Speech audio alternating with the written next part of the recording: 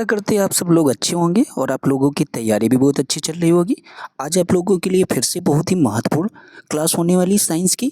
आप चाहे जिस भी एग्ज़ाम की तैयारी कर रहे हो, आपके एग्ज़ाम में अगर साइंस पूछी जाती है तो ज़रूर आपको यहाँ से कोई ना कोई क्वेश्चन देखने को ज़रूर मिलेगा। तो प्लीज़ आप लोग क्लास को लास्ट तक ज़रूर देखना। देखिए, सबसे पहले ये जो 4-5 लाइनें दे रखी हैं, ये आपके ध्वनि से संबंधित हैं।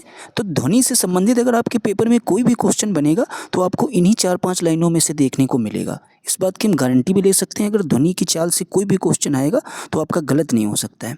तो चलिए देखते हैं, पहला पॉइंट आपके एग्जाम में ये सारे पॉइंट पूछे हुए हैं, हर एक पॉइंट की बहुत ही महत्वपूर्ण है, समझ लीजिए आपके आने वाले एग्जाम के लिए।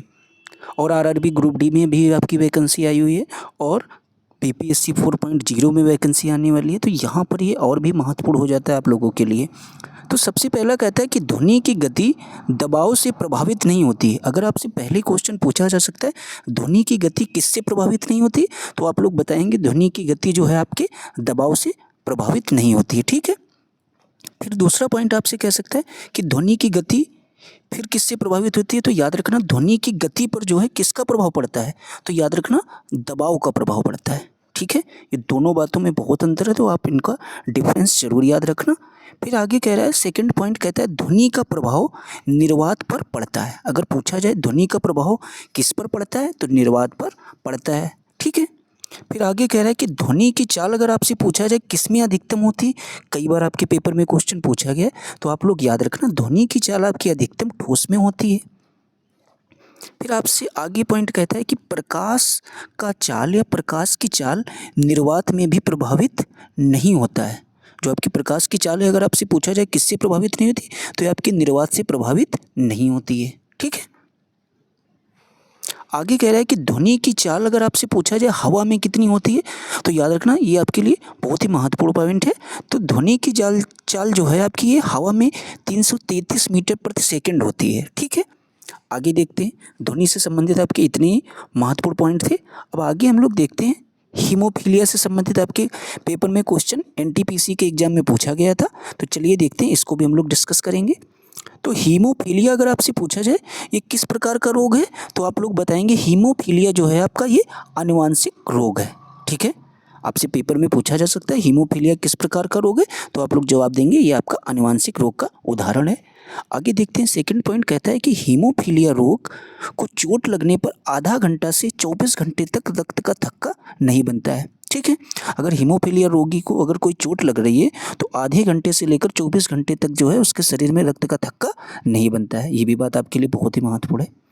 अगर आगे पूछ रहा है कि यह मुख्यतः किस में होता है, तो आप लोग बताएंगे यह मुख्यतः जो है रोग है ये पुरुषों में होता है। ठीक है। फिर आगे कह रहा है महिलाओं में हीमोफीलिया तब होता है जब दोनों गुणसूत्र आपके किस प्रकार के हों, XX से प्रभावित हों, तभी जो है महिलाओं को हीमोफीलिया रोग हो सकता है। ठीक है, उम्मीद कर रहे हैं आप ये सारे पॉइंट समझ गए होंगे। आगे देखते हैं, अब आपसे पूछा गया था एलईडी से संबंधित क्वेश्चन आपके एनटीपीसी एग्जाम में पूछा गया था, तो इससे आपके जितने भी महत्वपूर्ण पॉइंट है वो सारे हम लोग डिस्कस करते हैं।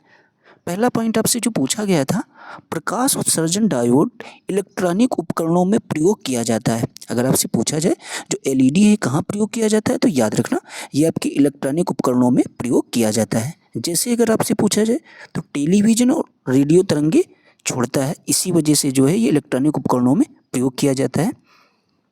आगे आपसे पूछ रहा है डायोड बल्ब फ्लेमिंग द्वारा कब बनाया गया था, तो याद रखना जो डायोड बल्ब है आपके ये किसके द्वारा अगर आपसे पूछा जाए बनाया गया था, तो आप लोग बताएंगे फ्लेमिंग के द्वारा। और किस सन में बनाया गया था, सन 1904 में। बात समझ गए होंगे कि अगर आपसे पूछा जाए डायोड बल्ब किसके द्वारा बनाया गया, तो आप लोग बताएंगे फ्लेमिंग के द्वारा। और कब बनाया गया, तो सन 1904 ईस्वी में। ठीक है। आगे देखते हैं, अगर आपसे पूछा जाए तो डायोड बल्ब बनाने में किस के लेप का प्रयोग किया जाता है, तो आप लोग बताएंगे बेरियम ऑक्साइड के लेप का प्रयोग किया जाता है। किसको बनाने में, तो डायोड बल्ब बनाने में। फिर आपसे कह रहा है डायोड बल्ब में किस प्रकार का तंतु का टंगस्टन, अगर आपसे पूछा जाए डायोड बल्ब में तंतु का टंगस्टन होता है, अगर आपसे पूछा जाए डायोड बल्ब में किसका टंगस्टन होता है, तो आप लोग बताएंगे तंतु का। ठीक है। फिर आगे आपसे पूछ रहा है डायोड बल्ब चाइल्ड लेगुमर नियम का पालन करता है। ठीक है, अगर आपसे पूछा जाए जो डायोड बल्ब है किस नियम का पालन करता है, तो याद रखना चाइल्ड लेगुमर नियम का पालन करती है कौन, डायोड बल्ब आपकी। आगे देखते हैं। अब थोड़ा सा आपके विटामिन से संबंधित क्वेश्चन आपके पेपर में पूछा गया था, उसको भी हम लोग डिस्कस करेंगे। ये पहला क्वेश्चन आपके एनटीपीसी में पूछा गया था, पहली लाइन वाला कह रहा है कि अगर एक व्यक्ति रिकेटस से पीड़ित है तो व्यक्ति में विटामिन डी की कमी होगी। बहुत ही महत्वपूर्ण क्वेश्चन है आपके आने वाले एग्जामों के लिए भी। अगर कोई व्यक्ति किसी रिकेटस नामक बीमारी से पीड़ित है तो उसके अंदर किस विटामिन की कमी है, तो विटामिन डी की आपकी कमी हो जाएगी। फिर कह रहा है कि विटामिन डी का रासायनिक नाम आपको कैल्सीफेरॉल होता है। अगर आपसे पूछा जाए विटामिन डी का रासायनिक नाम, तो कैल्सीफेरॉल आपके एग्जाम में कई बार पूछा गया है।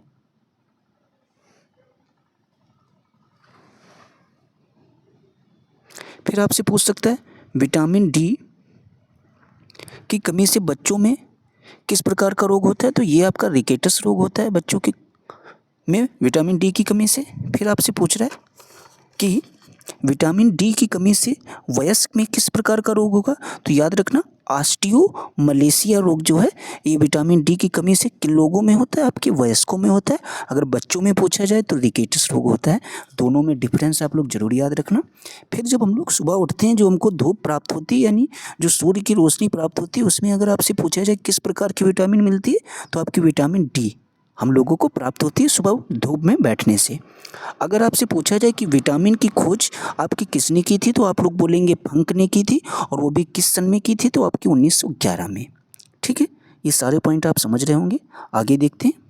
फिर आपसे कह रहा है विटामिन बी एवं सी अगर आपसे पूछा जाए किस में घुलनशील है, तो आप लोग बताएंगे ये आपके जल में घुलनशील है।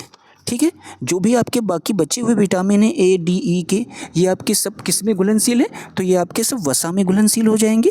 ठीक है, आगे देखते हैं। ये क्वेश्चन आपके लिए बहुत ही महत्वपूर्ण होने वाला है।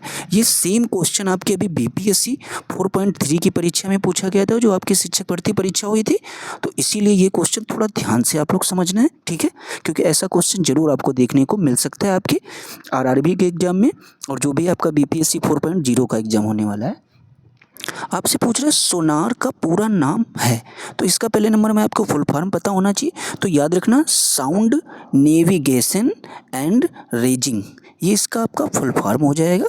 आगे कह रहा है कि पहले पॉइंट महत्वपूर्ण है, जो सोनार का प्रयोग समुद्री सतह पर अवस्थित को पता लगाने के लिए किया जाता है। फिर दूसरा कह रहा है गोताखोर जो है सोनार का प्रयोग जल की सतह पर खोई वस्तुओं का पता लगाने के लिए करते हैं। जो भी जल की सतह पर वस्तुएं आपकी खो गई हैं, अगर आपसे पूछा जाए गोताखोर किसके प्रयोग द्वारा उसको पता करते हैं, तो आप लोग बताएंगे सोनार के प्रयोग द्वारा। फिर आपसे पूछ रहा है कि सोनार द्वारा तरंग भेजकर वस्तु की वास्तविक स्थिति का पता लगाया जा सकता है। पेरिस्कोप के द्वारा समुद्र के अंदर से समुद्र के बाहर का चित्रण प्राप्त होता है। ठीक है, फिर लास्ट पॉइंट आपसे कह रहा है नॉटिकल समुद्री दूरी मापने का यूनिट है। अगर आपसे पूछा जाए समुद्री दूरी मापने का यूनिट क्या है, तो आप लोग बताएंगे नॉटिकल। ठीक है, आगे देखते हैं। ये भी पॉइंट आपके लिए महत्वपूर्ण होने वाला है।